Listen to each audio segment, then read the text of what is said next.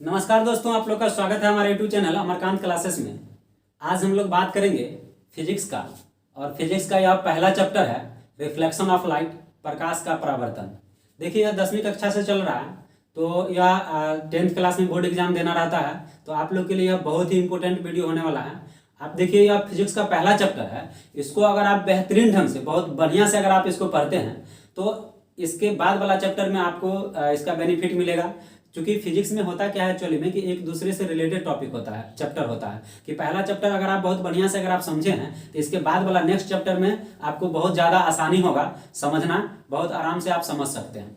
दूसरा एक और भी बात है कि अगर आप बढ़िया से अगर आप अभी 10th में अगर फिजिक्स पढ़ लेते हैं तो आपको 12th में अगर आप साइंस के स्टूडेंट अगर हैं, अगर आपको वहाँ भी फिजिक्स पढ़ने का अगर मौका मिल रहा है तो यह सब चैप्टर वहाँ भी देखने को मिलेगा। तो अगर आप अभी बहुत बढ़िया से अगर बेहतरीन ढंग से अगर आप इसको पढ़े हैं तो उस समय आपको बहुत ज़्यादा सहायता मिलेगा, आपको सारा चीज़ समझ में आएगा। और यही स्टूडेंट का होना भी चाहिए कि अगर आपको टॉपिक जब समझ में आने लगता है तो आपको मन लगेगा पढ़ने में, और जिस दिन मन लगेगा पढ़ने में उस दिन फिर आपको कोई रोक नहीं सकता है और आपको जहाँ पहुँचना है वहाँ आप पहुँच सकते हैं। यानी कि आपका जो भी एम होगा वहाँ तक आप आराम से पहुँच सकते हैं। इसीलिए आप बहुत बढ़िया से मन लगा करके वीडियो को देखिए, समझिए। और आप लोग से एक रिक्वेस्ट है कि जो भी टॉपिक अभी पढ़ाएंगे आपको उसका एक नोट आप लोग तैयार कीजिए। देखिए नोट तैयार करने का आपको एक बहुत बड़ा बेनिफिट मिलेगा। इन फ्यूचर भी आप कभी भी अगर मान के चलिए कंपटीशन, मैट्रिक, इंटर, ग्रेजुएशन सब कर लिए और उसके बाद अगर आप कंपटीशन की तैयारी करने के लिए अगर आते हैं और वहाँ पे अगर फिजिक्स का कोई टॉपिक आपको नहीं समझ में आता है और आपके पास अगर नोट बना हुआ उस दिन भी अगर आप कॉपी को निकाल करके आप अगर देखेंगे तो आपको समझ में आ जाएगा कि अरे ये चीज़ मेरा पढ़ा हुआ है। और एक चीज़ तो आपको भी पता होगा कि जो पढ़ा हुआ चीज होता है उसको समझना बहुत आसान होता है। इसीलिए आप लोग एक नोट्स बनाइए। और आपको एक और भी फायदा होने वाला है कि नोट्स जब बन जाएगा तो आपको अलग से ऑब्जेक्टिव पढ़ना नहीं पड़ेगा, क्योंकि आपको बोर्ड का एग्जाम देना है। अब बोर्ड में तो आप समझ ही रहे हैं कि आपको ऑब्जेक्टिव की संख्या बहुत ज़्यादा कर दिया गया, 50-50% ऑब्जेक्टिव है, तो ऑब्जेक्टिव आपको अलग से नहीं पढ़ना पड़ेगा। इसीलिए अभी इसको मन से पढ़िए। तो चलिए हम लोग बात करते हैं, रिफ्लेक्शन ऑफ लाइट जो टॉपिक है, चैप्टर है, यह मतलब फिजिक्स का पहला चैप्टर है।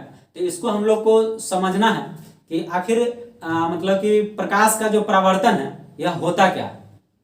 ऐसा इसलिए करें क्योंकि देखिए कोई भी टॉपिक जो होता है उसके अंदर आपको टॉपिक से ही पता चलना चाहिए कि इसके अंदर होने क्या वाला है, क्या क्या घटेगा इसके अंदर। तो प्रकाश का परावर्तन है तो क्लियर है कि इस टॉपिक के अंदर हम लोग को प्रकाश से रिलेटेड बातों को ही पढ़ना है।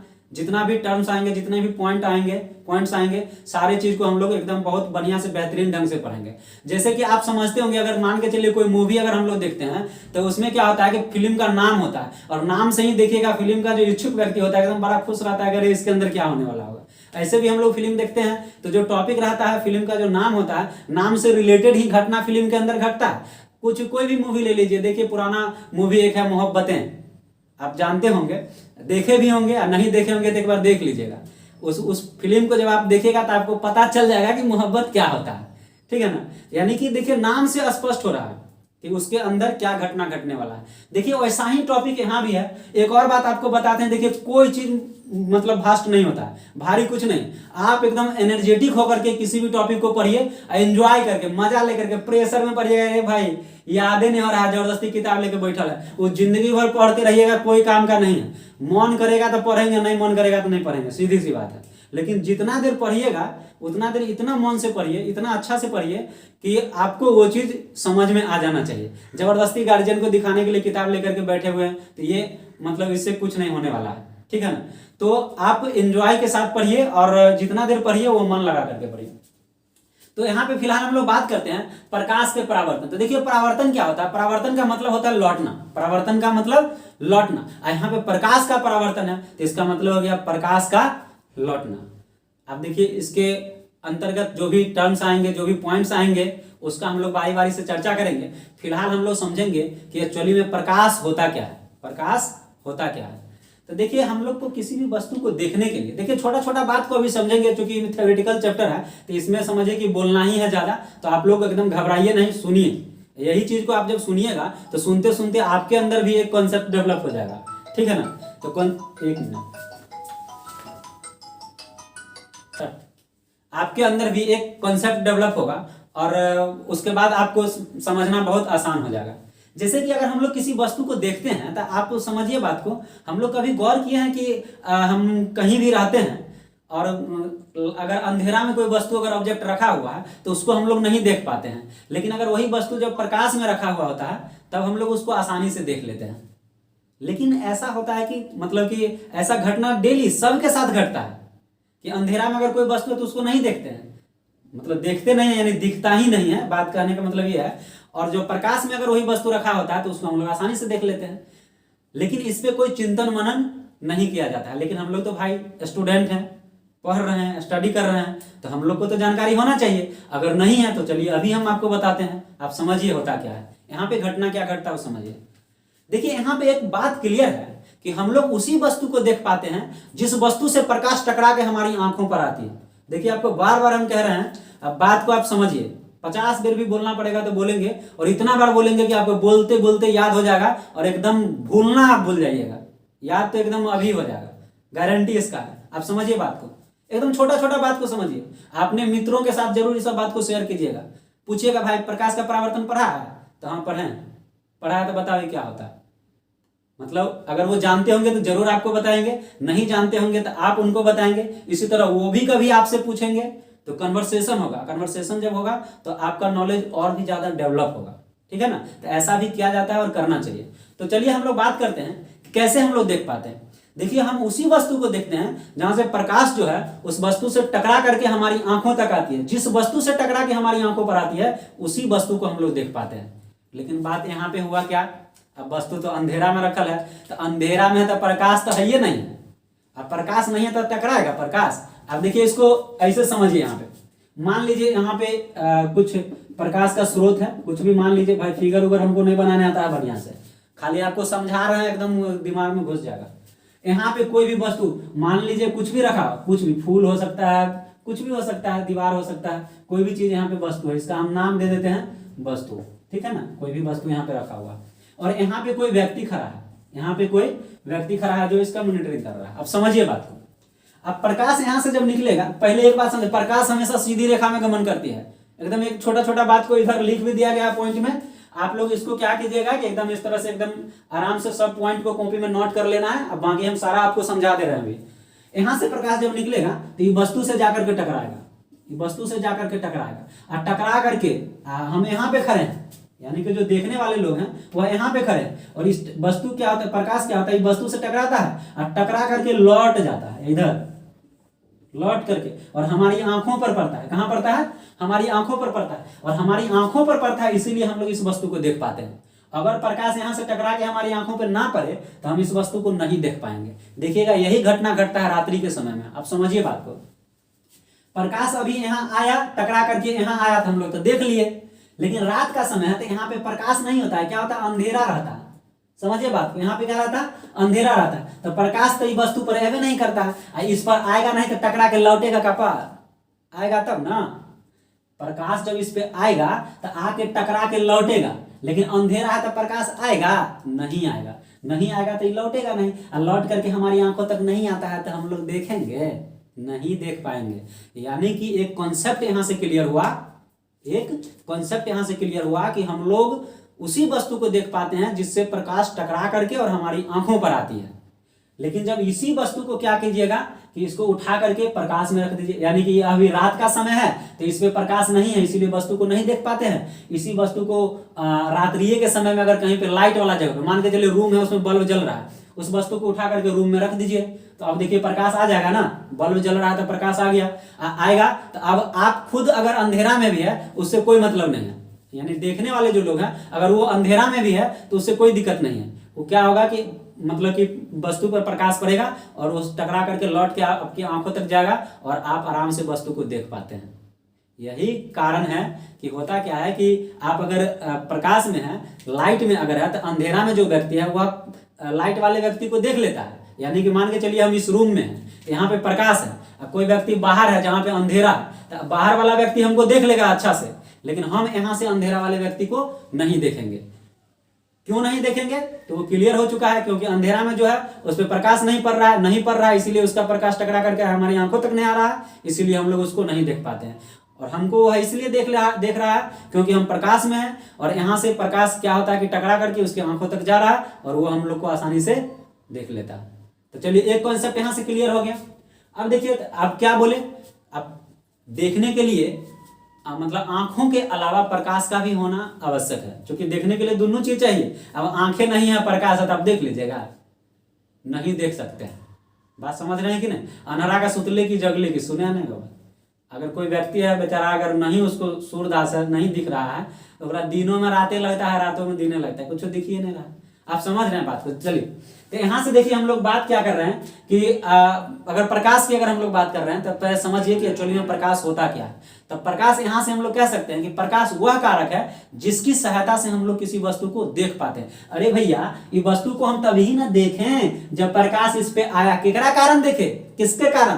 प्रकाश के कारण। अब प्रकाश जब नहीं था तो देख रहे थे, अंधेरा में प्रकाश नहीं था तो वस्तु दिख रहा था? नहीं दिख रहा था। यानी कि प्रकाश जब वस्तु पे पड़ रहा है तो प्रकाश ऐसे, यहीं से डिफिनेशन बनेगा, प्रकाश वह कारक है, प्रकाश वह कारक है जिसकी सहायता से हम लोग किसी वस्तु को देख पाते हैं। यानी प्रकाश हम लोग को वस्तु को देखने में मदद करता है। क्लियर है? कोई आदमी आपसे पूछे प्रकाश क्या है, तो हम लोग इस बात को बोलेंगे। देखिए यहाँ पे लिखा भी हुआ है, प्रकाश वह कारक है जिसकी सहायता से हम लोग किसी वस्तु को देख पाते हैं। प्रकाश और उनके स्रोत के हम लोग अभी इनके स्रोत के बारे में चर्चा करेंगे। यह पहला टॉपिक है, प्रकाश और उनके स्रोत। इस चीज को हम लोग समझ लेते हैं, फिर इसके बाद नेक्स्ट टॉपिक आएगा, उसको फिर समझाएंगे। अब देखिए यहाँ पे वास्तव में प्रकाश जब किसी वस्तु से टकराकर हमारी आंखों पर पड़ती है, तभी हम वस्तु को देख पाते हैं। ये बात हम आपको अभी तुरंत यहाँ पे समझा रहे थे, तो चिल्ला चिल्ला के कई बार समझाए हैं, तो आपको एकदम याद होगा। देखिए यहाँ पे लिखा, वास्तव में प्रकाश जब किसी वस्तु से टकराकर हमारी आंखों पर पड़ता है, तभी हम उस वस्तु को देख पाते हैं। सही बात है, प्रकाश टकरा के हमारी आंखों तक आता है तो देखते हैं, नहीं अगर आता है तो नहीं देखते हैं, क्योंकि अंधेरा वाले व्यक्ति में प्रकाश वहां पे नहीं पहुंचता है, इसीलिए अंधेरा वाले व्यक्ति को हम लोग नहीं देख पाते हैं। क्लियर है?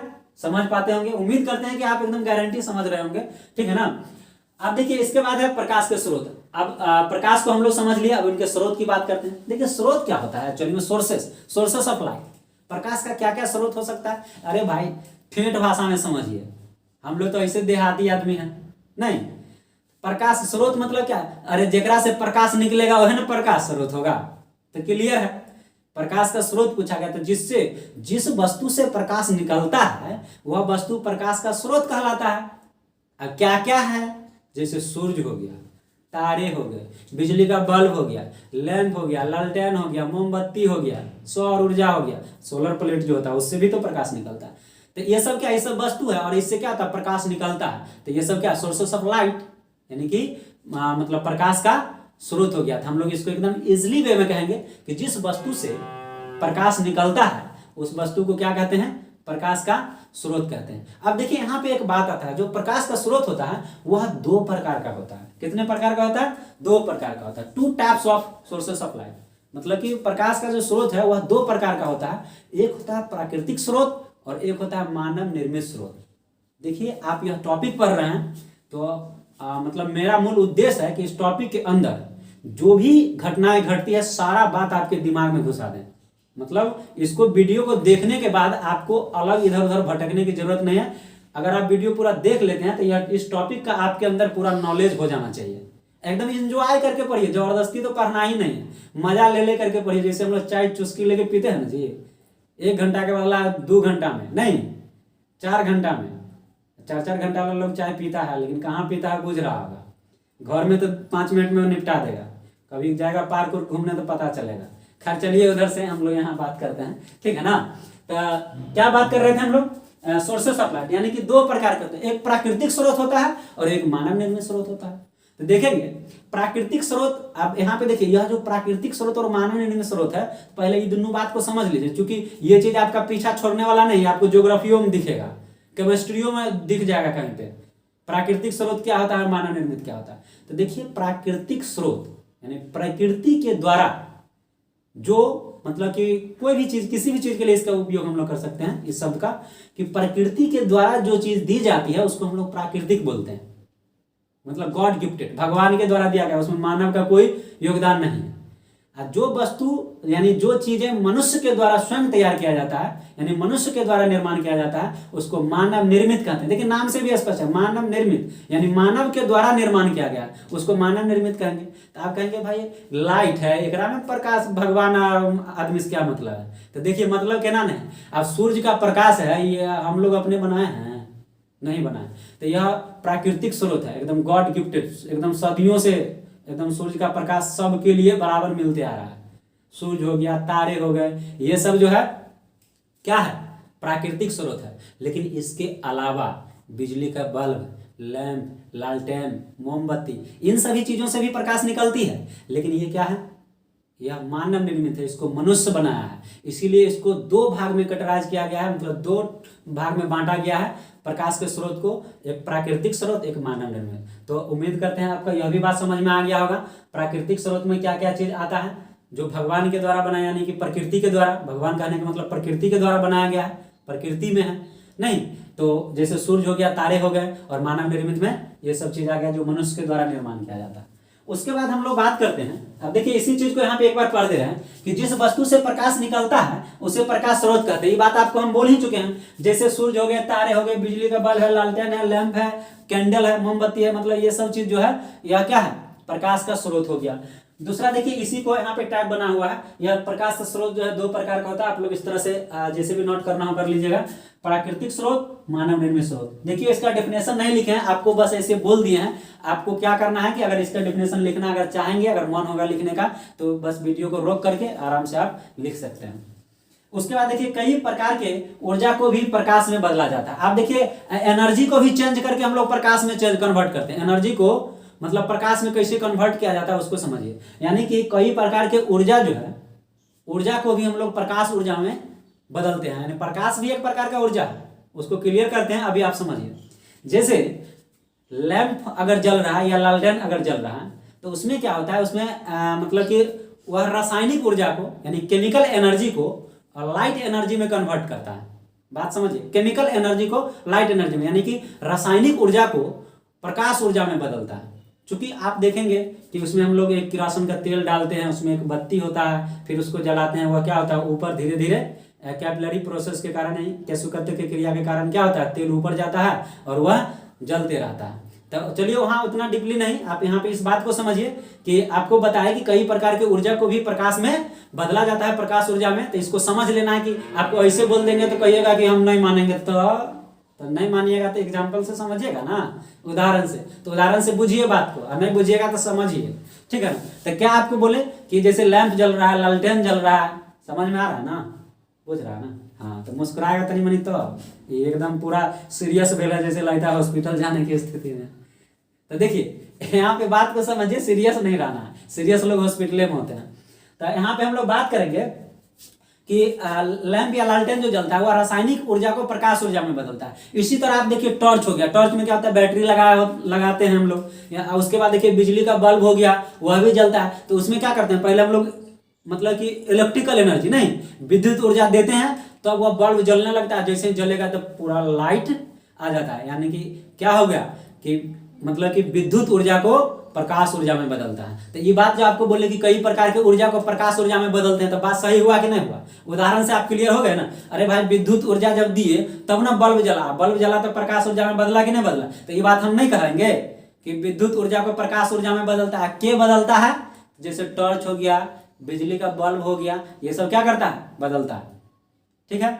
तो ये चीज क्लियर हो गया। यानी कि लेकिन एक और बात है, यहां से समझिए, इसका मतलब ये हुआ आखिर प्रकाश भी एक प्रकार का क्या है, ऊर्जा है। यानी अर्थात हम लोग कह सकते हैं कि प्रकाश भी एक प्रकार का ऊर्जा है। चूंकि हम लोग क्या करते हैं, ऊर्जा का रूपांतरण कर रहे हैं, नहीं, रासायनिक ऊर्जा को प्रकाश ऊर्जा में, विद्युत ऊर्जा को प्रकाश ऊर्जा में। इसका मतलब क्या, प्रकाश भी एक प्रकार का ऊर्जा है।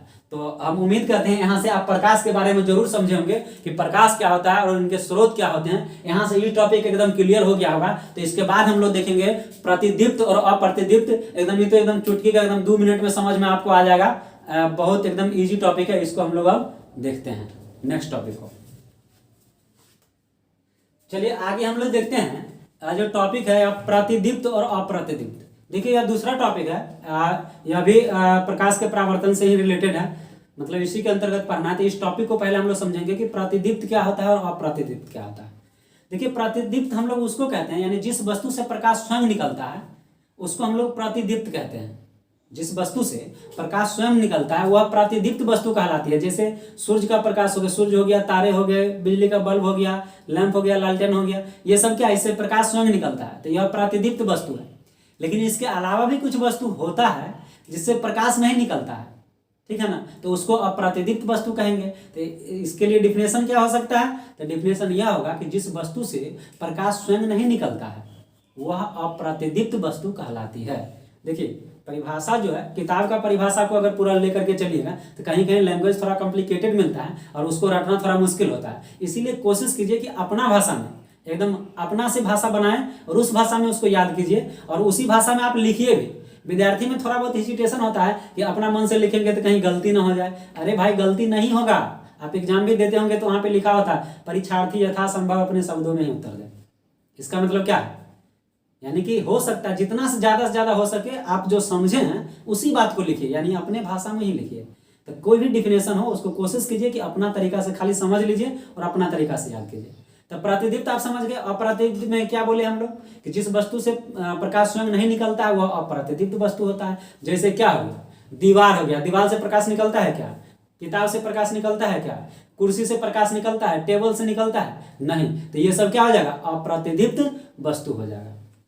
अब देखिए आपको एक बात लगा होगा, देखिए एक पॉइंट यहाँ पे नीचे लिखा हुआ है कि चंद्रमा में अपना प्रकाश नहीं होता। आप बात को समझिए। लोगों को यह देखिए एक बड़ा अजीब सा मतलब कि लगता है लोगों को।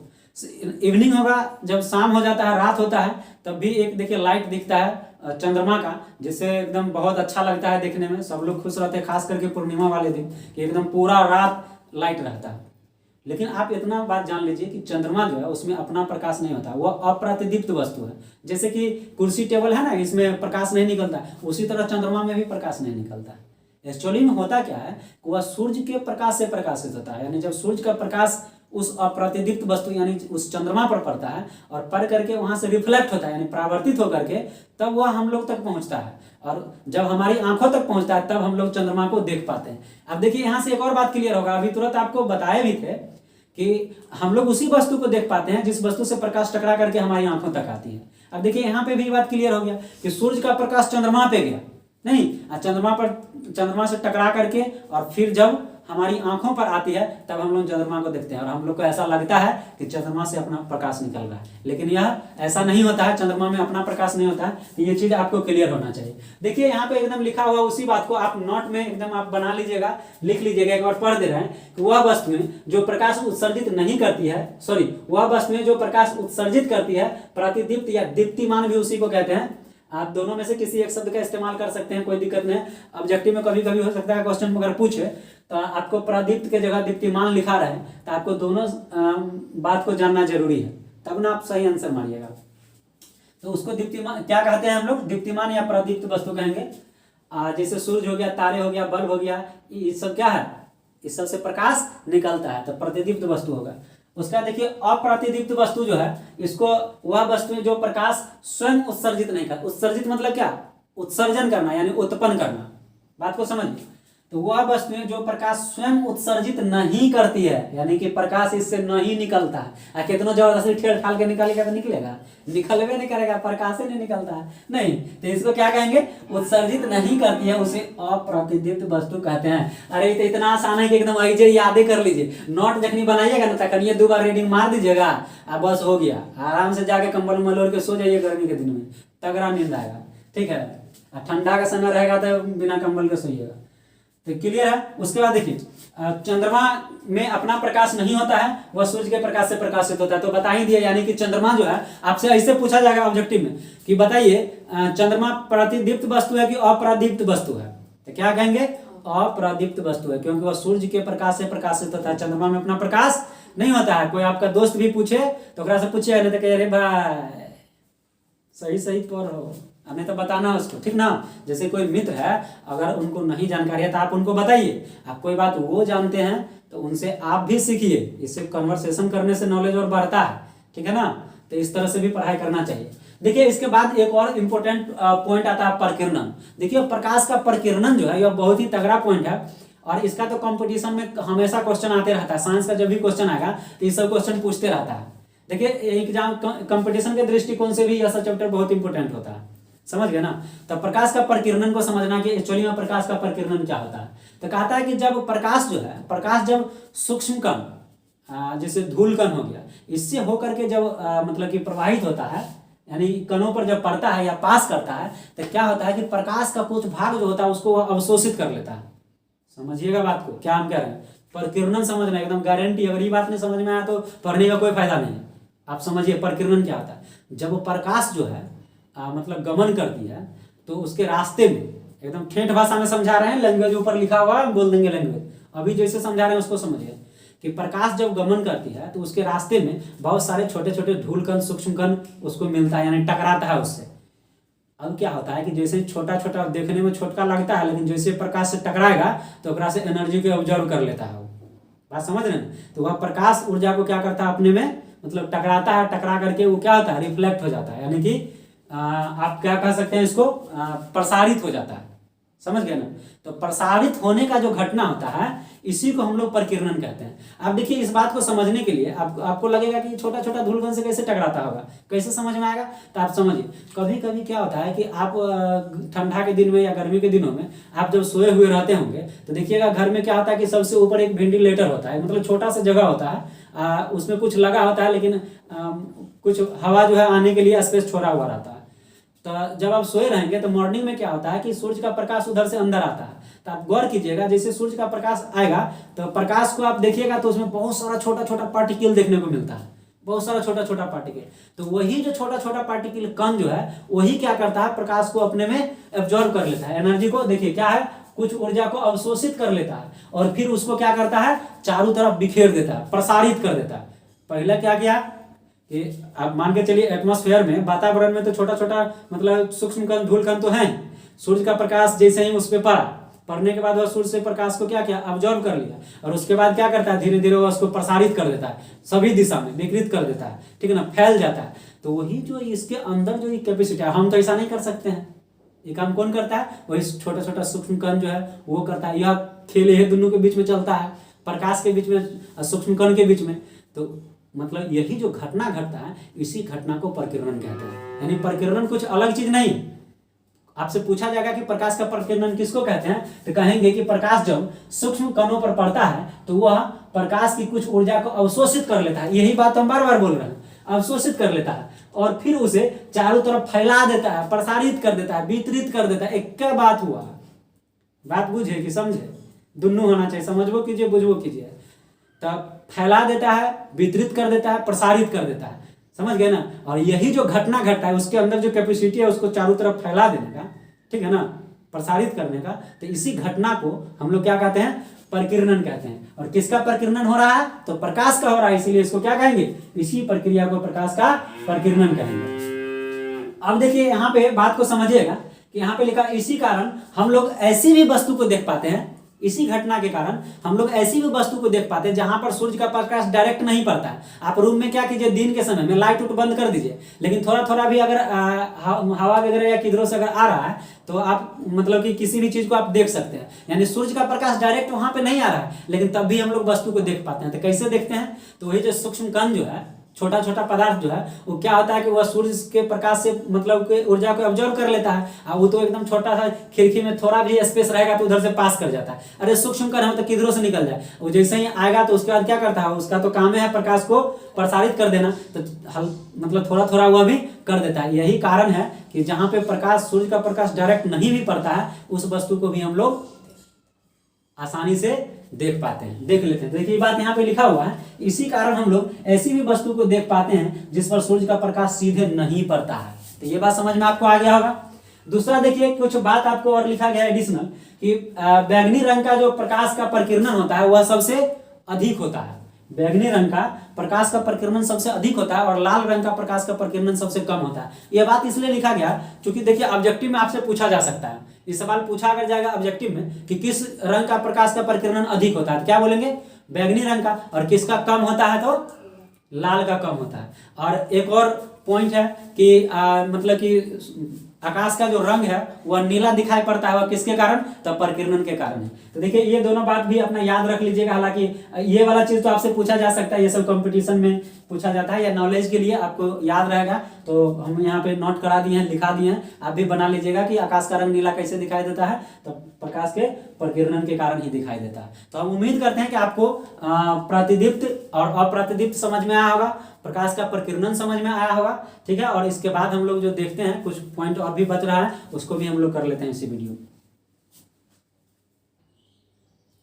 चलिए देखते हैं आगे। प्रकाश की किरणें हैं, इसको हम लोग समझते हैं कि प्रकाश की किरणें क्या है। क्योंकि आपको पहले ही बताए थे कि इस चैप्टर के अंतर्गत हम लोग हमेशा प्रकाश के बारे में ही पढ़ेंगे। ठीक है ना, क्योंकि आपका चैप्टर का ही नाम है रिफ्लेक्शन ऑफ लाइट। ठीक है, तो देखिए प्रकाश की किरणें क्या होती है इसको समझिए। तो सबसे बड़ी बात है कि प्रकाश जो है वह हमेशा सीधी रेखा में गमन करती है। ठीक है ना, वह चारों तरफ एकदम बराबर प्रसारित होगा, फैलता है। आप समझिए यहाँ पे प्रकाश सरल रेखा पर सभी दिशाओं में गमन करती है, यानी चारों तरफ। सभी दिशा कहने का मतलब समझ रहे ना, एकदम चारों तरफ बराबर गमन करेगा यानी फैलेगा। उसके बाद है कि सरल रेखा पर चलने वाली प्रकाश की किरण, मतलब प्रकाश को प्रकाश की किरणें कहते हैं। मतलब सरल रेखा पर जो प्रकाश चलता है, समझिए बात को, जो पॉइंट यहाँ पे आपको लिखा गया है इसको आप लोग को भी नोट करना है। इसको समझिएगा बात को कि प्रकाश सरल रेखा में सभी दिशाओं में चलती है। ऑब्जेक्टिव में भी आपसे पूछा जाएगा, और उस समय अगर आप यही सब छोटा छोटा बात आप चैप्टर विद्यार्थी पूरा पढ़ लेता है, लेकिन जब यही सब क्वेश्चन पूछा जाएगा तो गलत जवाब मार के आता है। तो ये सब चीज को एकदम नोट कीजिए और एकदम अभी से ध्यान दीजिए। सरल रेखा पर चलने वाली प्रकाश को, जो प्रकाश सरल रेखा पे चलती है उसी को हम लोग क्या कहते हैं? प्रकाश की किरणें कहते हैं, यानी कि रे मतलब किरण। सरल रेखा पे जो प्रकाश चलती है, सरल रेखा पे जो प्रकाश चलती है उसको हम लोग क्या कहते हैं? प्रकाश की किरण कहते हैं। देखिए प्रकाश की किरण जो होता है वह 3 प्रकार का होता है। कितने प्रकार का होता है? 3 प्रकार, 3 टाइप्स। पहला होता है आपका अपसारी किरण पुंज, दूसरा होता है समांतर किरण पुंज, और तीसरा आपका होता है अभिसारी किरण पुंज।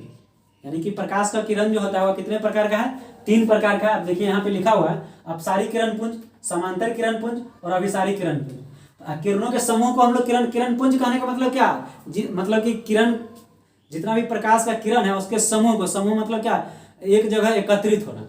समूह मतलब क्या? एक जगह एकत्रित होना, यानी किरणों का समूह जो होता है उसी को हम लोग क्या कहते हैं? किरण पुंज कहते हैं। और किरण पुंज जो होता है वह कितने प्रकार का?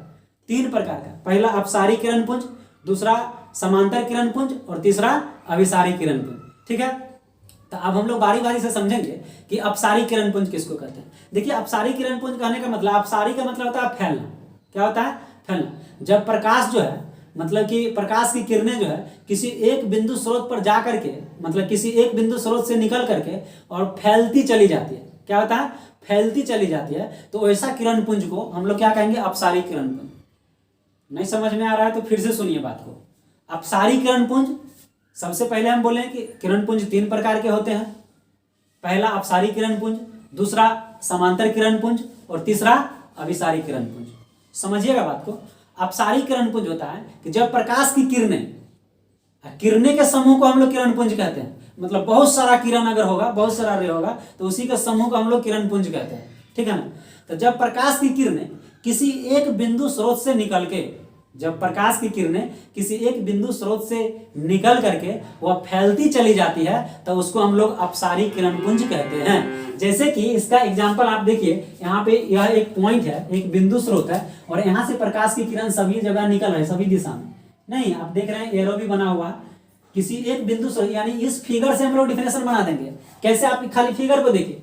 क्या हम बोले कि जब प्रकाश की किरण किसी एक बिंदु स्रोत से निकलकर और फैलती चली जाती है, क्या होता है? फैलती चली जाती है, और इसी को हम लोग क्या कहते हैं? अपसारी किरण पुंज कहते हैं। अब बात आता है समांतर किरण पुंज का। तो समांतर किरण पुंज किसको कहते हैं? इसमें क्या होता है कि इसमें प्रकाश की किरण जो है वह एक दूसरे के समांतर हो जाता है, यानी जितना भी रे होता है, किरण जो होता है वही एक दूसरे के क्या होता है? समांतर हो जाता है। तो इसको हम लोग क्या कहेंगे? समांतर किरण पुंज कहेंगे। तो देखिए यहाँ पे जगह नहीं था, इसीलिए इस फिगर को हम यहाँ पे बनाए हैं। बात को समझिए, यह समांतर किरण पुंज का है। समांतर मतलब पैरेलल होता है, एक दूसरे के मतलब ऊपर नीचे ऊपर नीचे। ठीक है ना। इसको हम लोग क्या बोलेंगे? समांतर किरण पुंज बोलते हैं। जैसे आप उदाहरण के लिए समझिए समांतर किरण पुंज का, कि बहुत दूर में स्थित अगर कोई प्रकाश का किरण अगर आ रहा है तो वह समांतर मतलब किरण पुंज का उदाहरण है। जैसे सूर्य का प्रकाश, बहुत दूर से आ रहा है तो ऊंचाई से, तो आप समझ लीजिए कि वह क्या होता है, एक दूसरे के मतलब कि उसका जो रे है वह एक दूसरे के पैरेलल है, समांतर है, इसीलिए उसको समांतर किरण पुंज कहते हैं। अब बात आता है तीसरा अभिसारी किरण पुंज का। अभिसारी किरण पुंज किसको कहते हैं? तो देखिए अपसारी किरण पुंज जो है इसी का ठीक उल्टा होता है। इसमें क्या होता है, इसमें प्रकाश जो है किसी एक बिंदु स्रोत पर जाकर के मिलता है। बात को समझिए, जब प्रकाश की किरणें किसी एक बिंदु स्रोत पर जाकर के मिलता है तो उस बिंदु स्रोत को ही हम लोग क्या कहते हैं, प्रकाश अभिसारी किरण पुंज कहते हैं। क्या कहते हैं? अभिसारी। तो अपसारी मतलब फैलना, अभिसारी मतलब एकत्रित होना, एकदम याद रखिए। अपसारी मतलब फैलना, अभिसारी मतलब एकत्रित होना, यानी कि अब अभिसारी किरण पुंज किसको कहेंगे? तो जब प्रकाश की किरण किसी एक बिंदु स्रोत पर जाकर के एकत्रित होता है, मिलता है, तो उसको अभिसारी किरण पुंज कहेंगे। क्लियर है? देखिए यहाँ पे डिफिनेशन भी है कि जब प्रकाश की किरण किसी एक बिंदु पर जाकर मिलती है तो वह अभिसारी किरण पुंज कहलाती है। अब यहाँ पे देखिए इमेज भी आप बनाएंगे, इमेज आप भी बनाएंगे। देखिए ये अलग अलग प्रकाश की किरण है, ये देखिए यह एक रे है, यह भी रे है, यह भी है, यह भी है, सब देखिए इस दिशा में। आप देखिए तीर देख लीजिए किधर है, सब एक जगह जाकर के एक पॉइंट पे क्या हो रहा है, एकत्रित हो रहा है, एक बिंदु स्रोत पे जाकर के क्या हो रहा है, मिल रहा है। तो इसीलिए इसको हम लोग क्या कहेंगे, अभिसारी किरण पुंज कहेंगे। तो देखिए हम यानी कि आपका जो प्रकाश की किरणें हैं इसमें आपको जो समझने का चीज था वो आपको बता दिए हैं। मुख्य रूप से इसमें समझना था अपसारी किरण पुंज, अभिसारी किरण पुंज और समांतर किरण पुंज, ये तीनों बात आप समझ गए। और भी जो पॉइंट कुछ टॉपिक बना हुआ था वो आपको बता दिए, इसी तरह आपको नोट भी करना है। इसके बाद हम लोग को देखना है पारदर्शी, अपारदर्शी और पारभासी।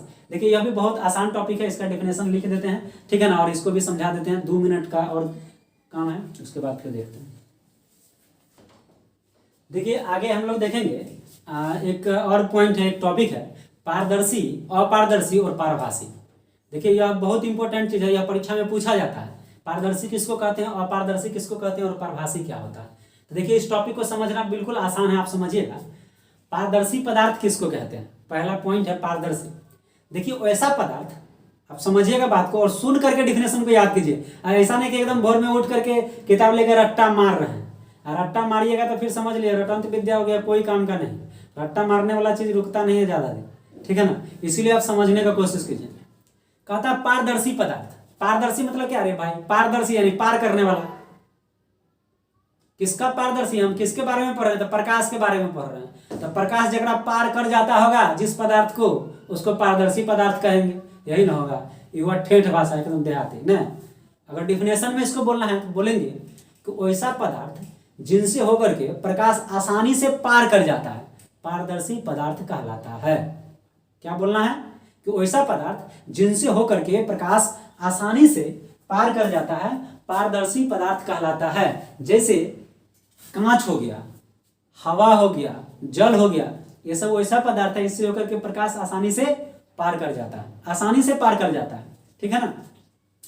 अब हम बात करते हैं पारभासी का, कि पारभासी किसको कहते हैं। तो देखिए कुछ पदार्थ ऐसा भी होता है जिससे प्रकाश पूरा पूरा पार नहीं कर पाता है, पूरा भी नहीं पार कर पाता है, ठीक है ना, तो उसको हम लोग पारभासी कहते हैं।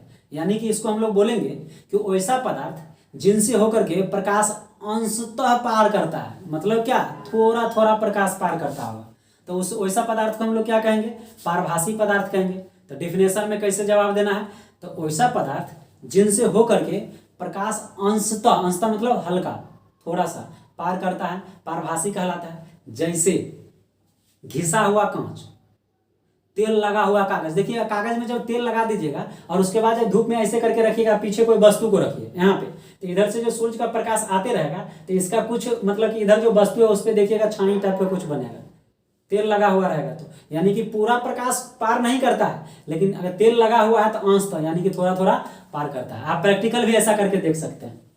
तो पारभासी भी समझ गए। और तीसरा जो आपका है यह अपारदर्शी। तो पारदर्शी का उल्टा समझिए, अपारदर्शी, जेकरा से एक रत्ती पार ही नहीं करेगा।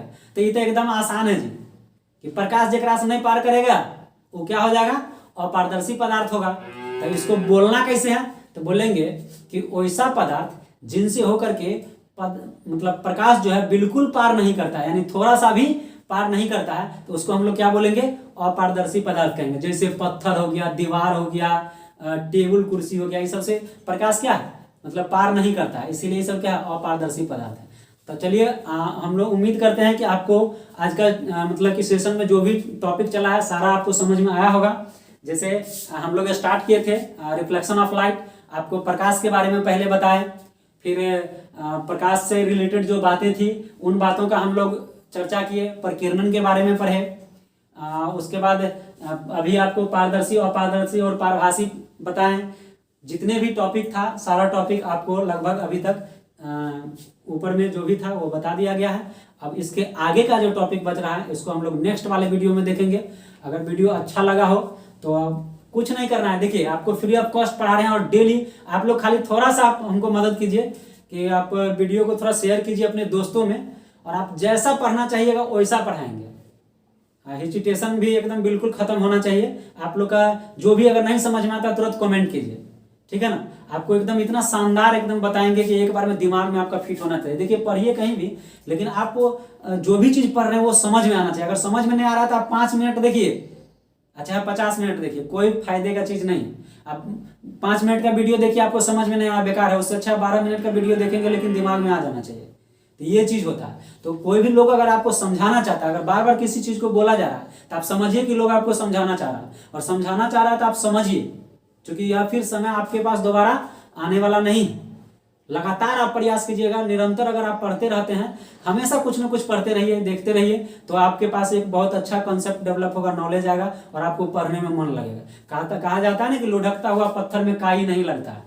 पत्थर जब लुढ़कते रहेगा देखिएगा उसको कुछ नहीं होता। यही बात, आप अगर कंटिन्यू मेहनत अगर आप करते हैं, लगातार अगर आप कुछ ना कुछ अगर पढ़ते रहते हैं, तो एक ऐसा पॉइंट आएगा, एक ऐसा टर्निंग पॉइंट आएगा जहां पे आप सेचुरेट कीजिएगा, आपको एकदम बहुत अच्छा नॉलेज हो जाएगा, किसी भी टॉपिक का बढ़िया नॉलेज होगा। तो यह तब हो सकता है जब आप कंटिन्यू पढ़ते हैं। बाकी कोई एक दिन 5 घंटा पढ़ ले या 5 दिन नहीं पढ़े तो एकदम बेकार, वो कछुआ वाला खेल हो जाएगा। कछुआ और खरगोश का कहानी आप लोग जानबे करते हैं, नहीं जीता कौन था ये भी आपको पता होगा, अंडरस्टूड है, कहने की जरूरत भी नहीं। तो चलिए हम लोग आज का क्लास यहीं पे खत्म कर रहे हैं, समाप्त कर रहे हैं। फिर हम लोग अगला वीडियो में मिलेंगे, तब तक के लिए धन्यवाद।